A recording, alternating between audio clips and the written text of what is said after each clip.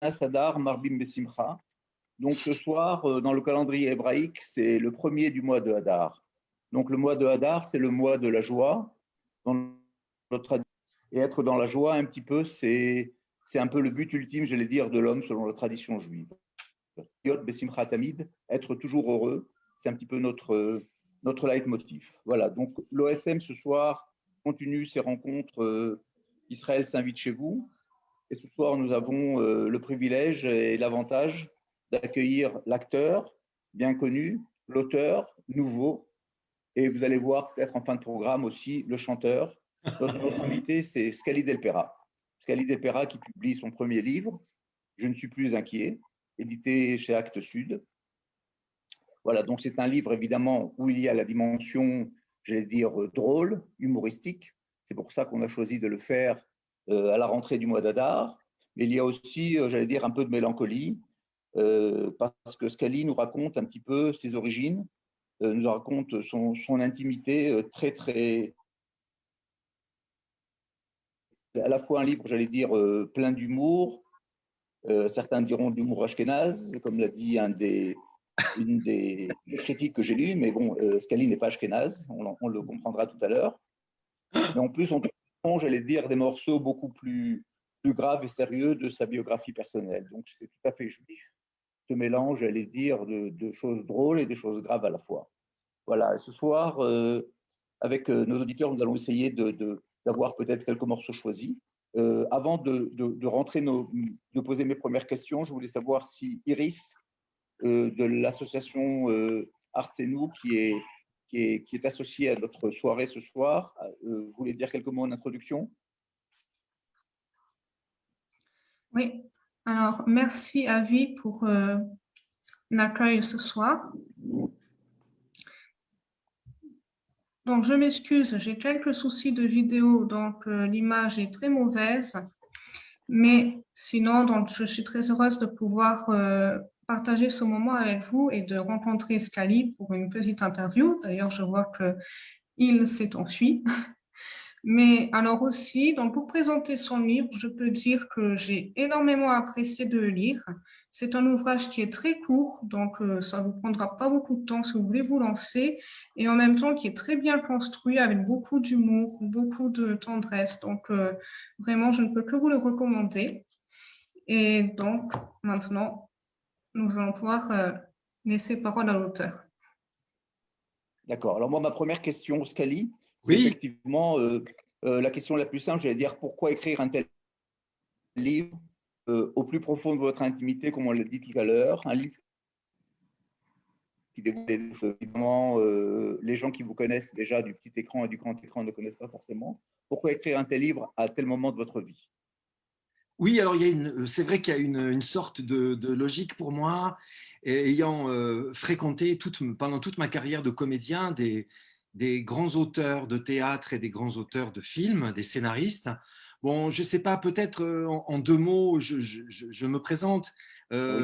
Effectivement, je suis plus connu en France en tant que comédien. J'ai participé à parfois des grosses productions comme La vérité si je mens, comme Les Tuches, mais aussi j'étais un des rôles principaux de la série Baron Noir, pareil pour la série Engrenage, des choses comme ça. Donc effectivement, ça a été l'essentiel de ma carrière, disons, jusque dans les années 2000. Et dans les années 2000, en fait, fort d'une fréquentation quasi quotidienne pendant toute ma carrière avec de très grands auteurs vivants, eh bien, j'ai éprouvé comme une sorte peut-être de frustration de ne pas raconter mes propres histoires, puisqu'un interprète, un comédien, c'est quand même quelqu'un qui est au service des histoires des autres.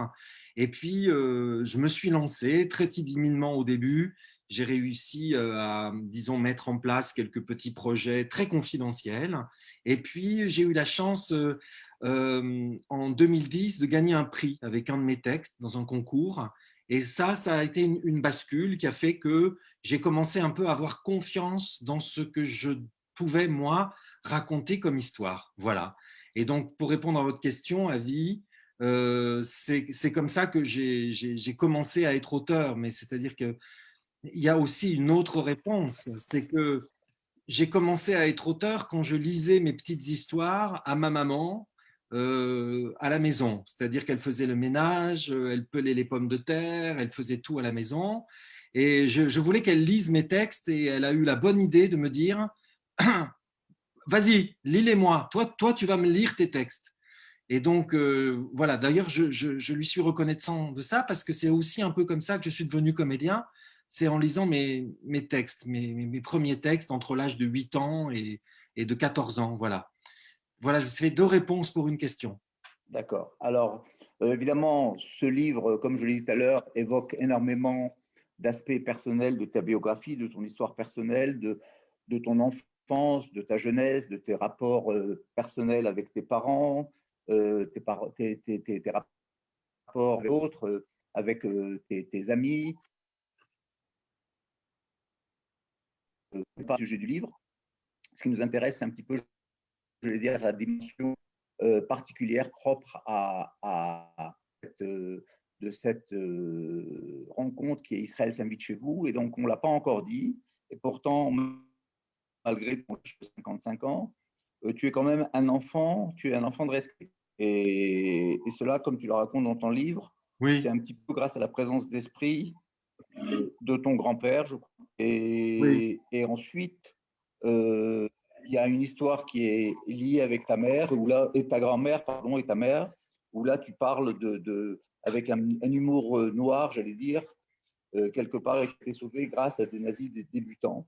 Donc, nous oui, sommes en été 42. Évidemment, oui. ce sont des choses que tu n'as pas vécues, mais que tu as intimement ressenties toi-même et qu'on t'a raconté. Est-ce que tu peux nous faire participer un petit peu à cet épisode, dire fondateur de ton Oui. identité? Oui, effectivement, c'est une histoire qui a couru dans ma famille de génération en génération, puisqu'effectivement, nous sommes fin juin 42, donc nous sommes à peu près 3 semaines des rafles si ma mémoire est bonne, du 12 et du 13 juillet, ou du 11 et 12 juillet 1942, de très Pour triste être plus mémoire. précis, pour être plus précis, du 15 et du 16 juillet. Du 15 et du 16. Merci, Avi. Voilà, je te fais toujours confiance pour ta précision. Donc, qu'est-ce qui se passe? Mon grand-père lit le journal un matin et il ferme le journal brutalement et il dit à ma grand-mère, je prends les deux grands, les enfants, je pars tout de suite en zone libre, je vais chercher un endroit où nous cacher et dès que j'ai trouvé, tu me rejoins avec la petite. Cette scène a lieu donc 3 semaines avant les rafles et mon grand-père décide de tout laisser dans leur petit appartement du 14e arrondissement. Tout ça parce qu'il lit un article de journal et il dit à ma grand-mère, ils vont tuer les Juifs. Ils vont tuer les Juifs et le gouvernement va les laisser faire. C'est exactement ce qu'il lui dit. Ça, c'est la première chance, je peux dire la vista, un peu, la vista comme ça de ce grand-père qui décide de tout quitter pour fuir. Et puis ensuite, il y a eu un enchaînement de chances incroyables sur le parcours de ma grand-mère, qui a donc sur ses genoux ma mère, qui a 4 ans à cette époque-là, puisque ma mère est née en 1938. Donc, je ne vais pas tout dévoiler ce que je dis dans le livre, mais il y a eu une première chance énorme qui s'est déroulée dans le bus où ma grand-mère était, où il y a eu une fameuse vérification d'identité. Voilà. Sur le bus en direction de la zone libre, c'est ça? En direction de la zone libre, voilà. Et il y a eu une chance extraordinaire aussi lors de cette vérification d'identité, parce que les Allemands avaient besoin d'utiliser la ligne téléphonique d'un bureau de poste français, et cette ligne téléphonique était en panne. Voilà. Mais alors, les tenants et les aboutissants de cette panne téléphonique, c'est aussi ce qui fait un peu le mystère de mon livre. Je ne veux pas trop le dévoiler. Enfin, voilà, il y a bien sûr dans ce livre une forme d'hommage et de gratitude à toutes les personnes en France qui ont protégé, sauvé, caché les Juifs. Je comprends pourquoi tu dis qu'effectivement, tu n'es plus inquiet, tu avais de bonnes raisons de l'être depuis ton plus jeune âge, effectivement. Une deuxième question, j'allais dire, qui nous préoccupe au sein de la communauté, qui nous intéresse au sein de la communauté quand on lit ton livre, et c'est pas peu de le dire, tu traites évidemment aussi et surtout de ton identité plurielle. Ça, je pense qu'on peut le développer un petit peu. Donc, ta mère, nous avons déjà entendu parler, épouse un périgourdin. Oui. Ta mère, qui est une juive du Lot-et-Garonne, et quelque part, tu dis je suis un métis. Je ne sais pas si tu le dis vraiment, c'était dans une des critiques que j'ai lues. Non, effectivement, c'est le titre d'un chapitre de mon livre. Je dis je suis métis. Je suis un métis et je me sens métis. J'ai bien aimé utiliser justement ce mot-là, puisque effectivement, ma maman m'a transmis complètement la culture et la religion juive, et mon papa, pas du tout. Mon père m'a transmis les valeurs de la solidarité, de la convivialité du Sud-Ouest.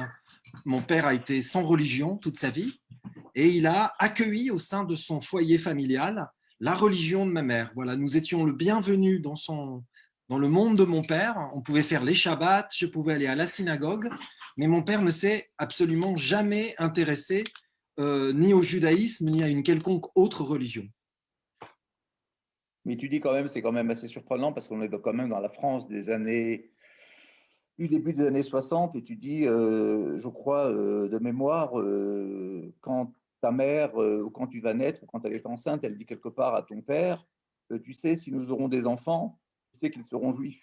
C'est pas quelque chose de facile à dire, ni de facile à assumer. Non. Déjà jeune, tu as vécu cette identité plurielle, tu as compris que c'était quelque chose de pas simple, de pas évident, de facile à porter. J'ai d'autant plus compris que toutes ces histoires de métissage et de rencontre des cultures n'étaient pas évidents, mais aussi complètement paradoxaux et au final extrêmement productifs. Parce que il faut savoir que quand ma mère rencontre mon père est un homme qui revient de la guerre d'Algérie. Et à ce titre, comme certaines personnes qui ont fait la guerre d'Algérie, mon père déteste tout ce qui porte le mot ou le nom arabe. Mon père est profondément anti-algérien quand il revient de la guerre d'Algérie, complètement traumatisé par ce qu'il y a vécu. Alors que quelque part, ta mère est aussi d'origine algérienne. Alors, voilà, exactement. C'est de ce paradoxe-là que je parle dans le livre. C'est que mes deux grands-parents, du côté de ma maman, sont nés à Alger. Ils parlaient arabe et uniquement arabe entre eux. Miraculeusement, mon père, comment dirais-je, tombe amoureux de cette femme qu'il a fini par appeler ma petite arabe. Tout en disant, je décris ces scènes dans le livre, tiens, comment il conduit celui-là, bien sûr, c'est un arabe, des choses comme ça. Donc, en fait, moi, j'étais au centre, j'étais spectateur non seulement d'un couple mixte qui s'entendait bien, mais aussi je voyais en la personne de mon père quelqu'un qui pouvait en même temps épouser une femme juive dont les parents étaient tous les deux algériens et pour autant ne pas aimer les Algériens. Donc, si tu veux, j'ai été au centre témoin des paradoxes de l'être humain sur l'histoire, sur la culture, qui on aime, qui on n'aime pas. Et j'ai compris en fait que tout ça a été extrêmement ambivalent, mais ambivalent parfois dans un sens positif. C'est-à-dire qu'on a des blessures de l'histoire, mais ça ne nous empêche pas profondément de reconnaître chacun des êtres qu'on a en face de nous. Alors, ce que je voulais savoir, c'est que toutes ces choses, que ce soit la Shoah, la guerre d'Algérie, l'identité plurielle, qui ne sont pas des choses simples pour un enfant, en plus dans le Lot-et-Garonne, qui n'est pas un endroit où forcément on a une communauté juive, même si je sais que quelque part il y avait une communauté autour de l'endroit où tu habitais. Ce sont des choses qu'on assume naturellement, on comprend qu'on est comme tout le monde, ou jeune, on se sent un petit peu différent. Ah ben moi, je me sentais… C'est pour ça que je parle de la notion du métis, parce que je ne me suis jamais senti intégré à 110% à ce qu'on appelle la France. C'est-à-dire que je pense qu'une des raisons pour lesquelles aussi j'ai voulu écrire, c'était parce que j'ai considéré que la seule façon pour moi de me sentir le droit d'être français, c'était de bien écrire le français. Mais je ne me suis jamais senti non plus complètement intégré dans ce que je pensais être la communauté juive. Il m'a fallu rencontré la communauté de Pauline Beb, par exemple, et d'autres personnes de d'autres communautés pour me rendre compte que le judaïsme était lui-même en plein d'endroits du monde, changeant dans ses identités, métissé de toutes parts, et que ne pas me sentir légitimement, pleinement juif, c'était aussi une façon d'être juif. C'est-à-dire que moi, je me souviens quand j'allais à la synagogue à Agen, je me disais, je suis le demi-goy. Alors que j'avais fait ma bar mitzvah, je faisais les prières comme tout le monde, je montais à la théba comme tout le monde. Et pourtant, je me disais, oui, mais lui, son papa, il est juif aussi. Lui, c'est un vrai. Lui, c'est un vrai. Lui, c'est un vrai. Et moi, je m'appelle Del Pera, c'est la marque du foie gras. Donc, j'ai toujours, des deux côtés, senti ce que c'était que ne pas adhérer à 100% à une identité. Et aujourd'hui, à 54 ans, je le dis, c'est difficile, mais parfois, pour prendre de la distance vis-à-vis de ce qu'est la vie, c'est parfois vertueux. Alors, je voulais t'amener tout simplement, effectivement, je sais que tu as écrit, on a dit que tu es auteur de ce magnifique petit livre qui a déjà un immense succès, que tu es un acteur. Et jeune, tu as aussi fauté par une petite chanson où tu as exprimé un petit peu, quelque part, cette difficulté ou cette complexité ou ce métissage. Oui, Je salue d'ailleurs notre ami de Pau, Eric Benetas, qui nous envoie un petit coucou. oui. Tu as écrit une petite chanson sur ton identité. Tu veux essayer de me la faire partager? Je crois que plus Oui, qu'autre chose, ça va nous donner un petit peu. Je suis un juif du Sud-Ouest ou quelque chose comme ça. juif du Sud-Ouest, oui. Alors, je précise juste, avis effectivement, je donne dans mon livre le texte de cette chanson. Mais voilà, et je précise dans le livre que c'est une chanson que j'avais écrite justement dans mon plus jeune âge euh, pour justement me faire accepter tel que j'étais, autant par mes amis juifs que mes amis non juifs. Et j'ai compris à cette époque-là que la meilleure façon de se faire accepter par rapport à ça, ça pouvait être l'humour. Voilà. Donc je voulais faire D'accord. rire. Alors à ta Alors, demande, avant que tu entonnes ta chanson, juste rappeler à notre public de participants que je ne l'ai pas dit en début, le temps que tu règles ton piano, oui, qui peuvent nous envoyer des questions par chat, que leur micro est fermé, et s'ils ont des questions sur le livre, évidemment, mais aussi des questions personnelles sur d'autres sujets qui n'ont pas été évoqués, parce que nous n'avons pas évoqué tous les sujets, nous allons tout le faire, ils peuvent le faire par le chat et nous transmettrons les questions à la fin de la chanson. oui, aussi.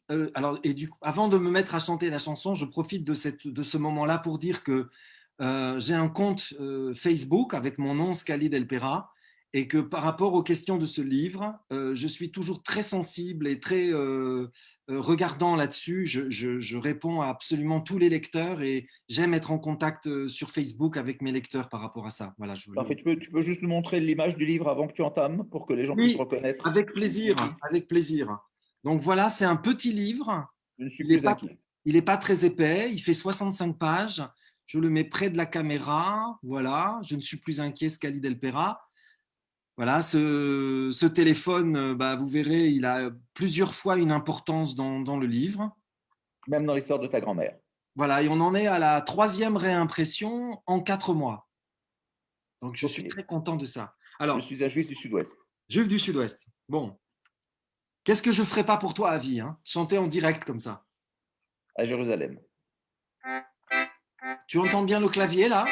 Parfait. J'ai un problème culturel et même un peu existentiel. Je suis juif du Sud-Ouest.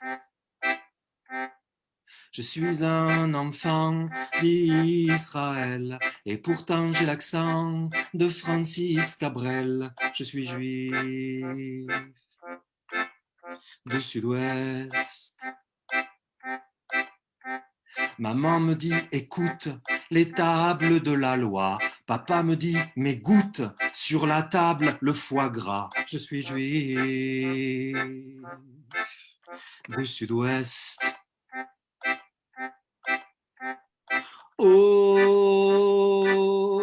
Oh, mon Dieu, Shalom. La la la la. Oh, oh, mon Dieu. Shalom. Maman aimerait bien que je devienne rabbi. Papa préfère de loin que je fasse du rugby. Je suis juif du sud-ouest. En ce moment, je craque pour une fille de Sarlat. Mais maman fera une attaque si j'épouse pas Sarah, ou Rachel, ou Rebecca. Une juive du sud-ouest. Oh, oh, mon Dieu. Shalom. Oh, mon Dieu. Shalom.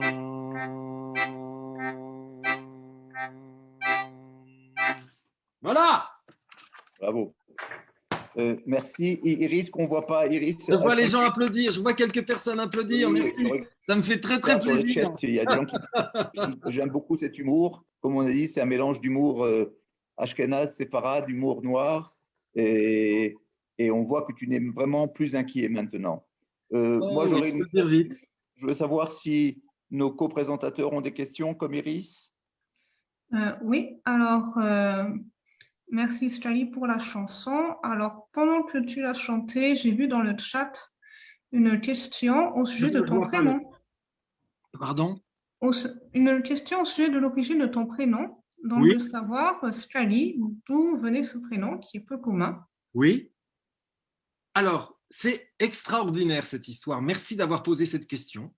Parce que l'origine de mon prénom n'a rien à voir avec ce que finalement, je pense, mon inconscient a fabriqué avec ce prénom. Je m'explique. Moi, en fait, j'ai eu un prénom que mes parents m'ont donné jusqu'à l'âge de 30 ans, que je tairai ici, parce que sinon tout le monde va m'appeler par ce prénom pour me taquiner. Et à partir de l'âge de 30 ans, non, et à partir de l'âge de 30 ans, j'ai décidé que j'aurais un pseudonyme. Et Scali, ça vient de Scaligero. Scaligero s'est transformé en Scaligère. Scaligère, c'était un poète latin du XVIIe siècle qui a vécu dans ma ville natale, c'est-à-dire Agen, dans le Lot-et-Garonne. Donc, dans un premier temps, je voulais m'appeler Scaligère, j'y renonce, je prends le Scali de Scaligère, ça fait un petit prénom. Tout le monde aime bien Scali. Scali del Pera, c'était vendu à partir de l'âge de 30 ans. Dans les affiches de théâtre et de cinéma, c'était Scali del Pera. Et puis, il s'est trouvé que j'ai appris que le nom de famille, Scali, c'était ce qu'au Maroc, on appelait les Juifs du roi. Et ça m'a bouleversé parce que je suis d'origine profondément marocaine, parce que le père de mon grand-père, c'est quelqu'un qui, ayant entendu parler de, Avis, s'il te plaît, là, mon trou de mémoire, la loi Crémieux, merci. La loi Crémieux. Tout à fait, 1870. Voilà. Il entend parler de ça et mon grand-père décide du fin fond du Maroc, mon arrière-grand-père décide du fin fond du Maroc d'aller vivre en Algérie pour être français, parce qu'il était juif. Les juifs du sud du Maroc, c'est les Drès.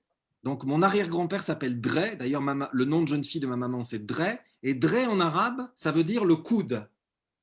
Pourquoi? Parce que la vallée du Dra, au sud du Maroc, elle dessine un coude. Tous les Drès, c'est des coudes. Donc je fais un cours d'hébreu pour nos amis hébraïsants. Le Z et le D sont interchangeables en hébreu et en arabe.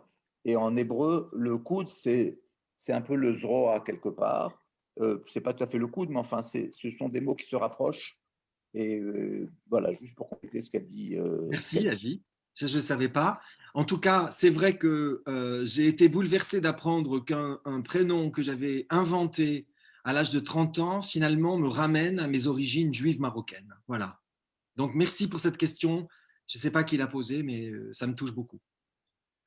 Alors, je crois Leroux, quelqu'un qui a le nom Leroux, qui va poser une question, mais malheureusement, nous ne pouvons pas ouvrir les micros pour des questions, pour rester audibles. Donc, si la question veut être posée, Leroux, Monsieur Leroux, il s'appelle?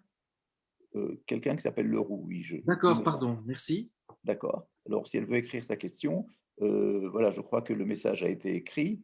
Donc, non, on répond, il n'y a pas de hasard. Moi, j'ai de mon point de vue, une dernière question qui n'a pas été évoquée, qui Oui, peut être aussi complexe aujourd'hui dans le monde, j'allais dire, du musical, parce que tu as quelque part aussi dans cette intimité que tu dévoiles dans ce livre, et tu dévoiles beaucoup d'autres choses sur ta vie intime, personnelle, de couple, relationnelle, par rapport à tes parents, on l'a dit, un oui, grand hommage à ton père qu'on n'a pas suffisamment évoqué ici, mais qui est très important et qui est une partie très forte de ton identité, évidemment. Nous ne pouvons pas tout évoquer, puis il faut laisser oui. aux gens le temps de lire ce livre. Je vais pitcher le livre Euh, après.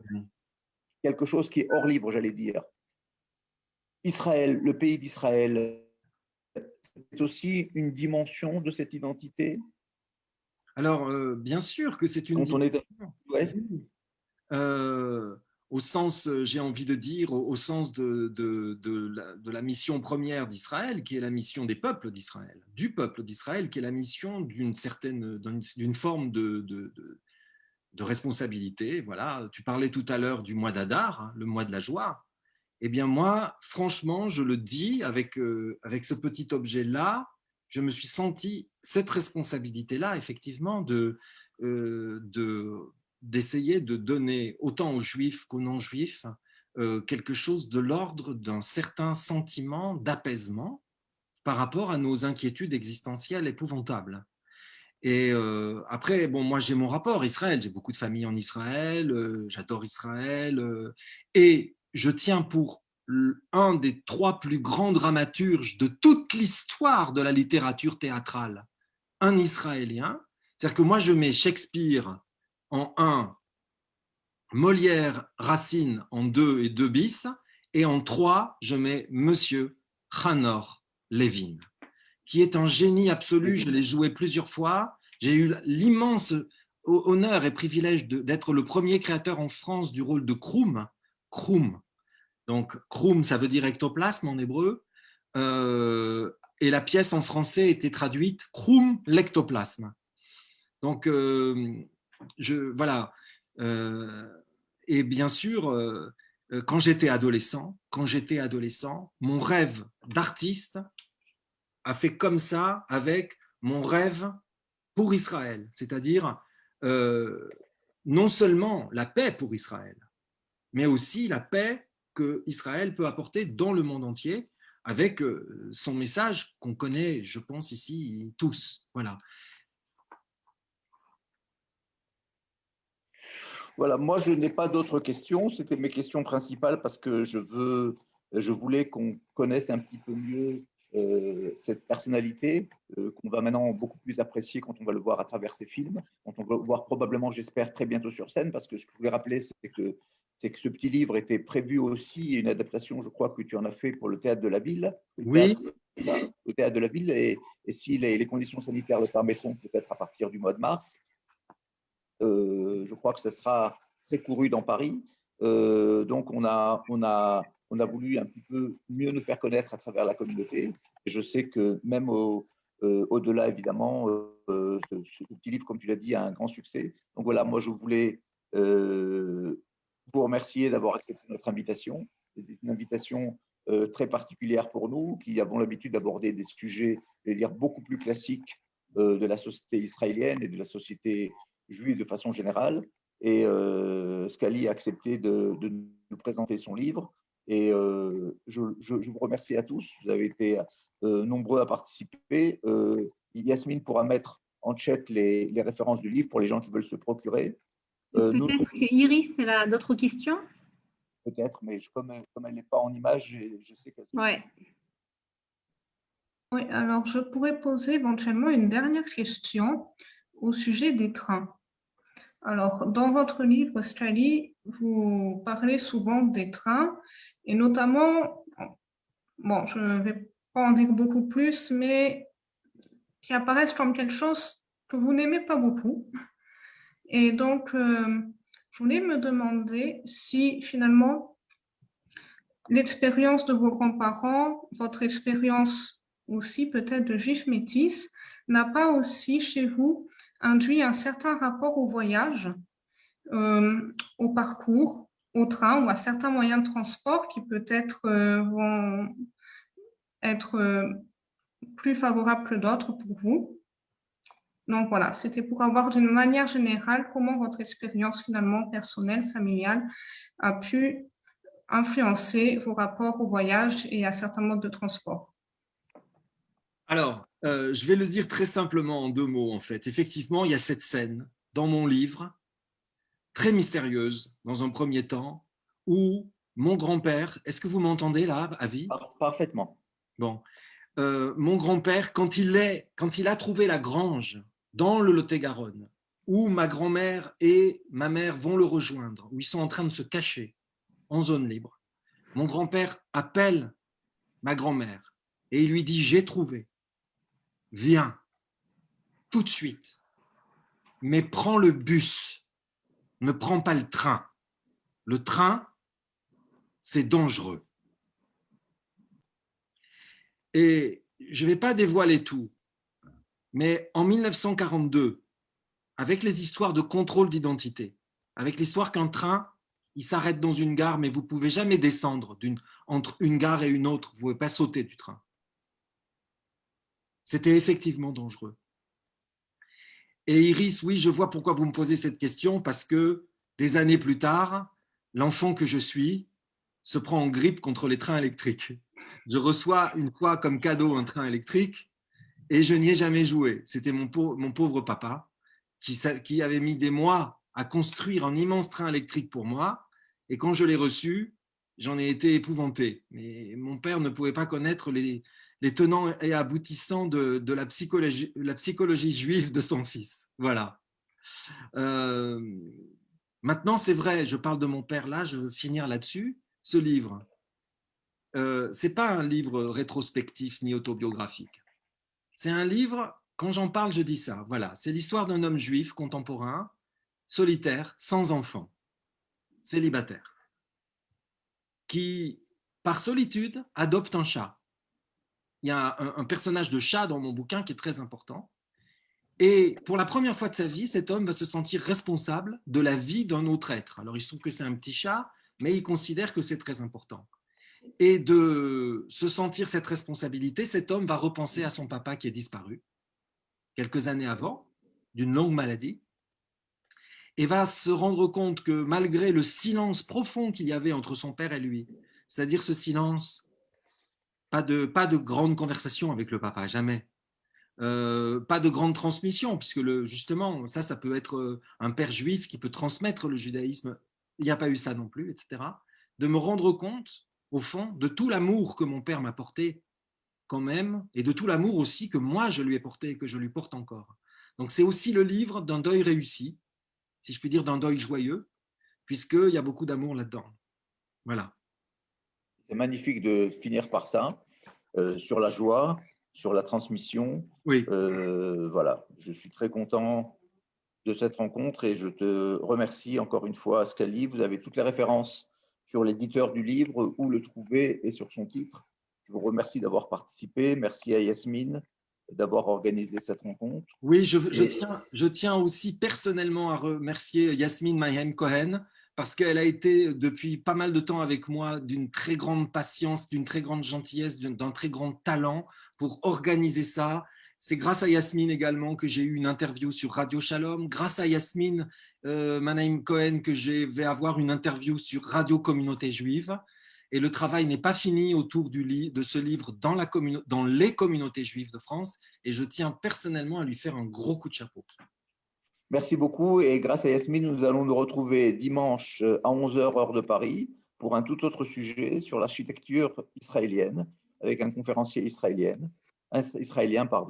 Donc, nous allons continuer dans des choses joyeuses. Israélien francophone. Hein, Israélien francophone, évidemment. Ouais. Toutes nos conférences sont en français.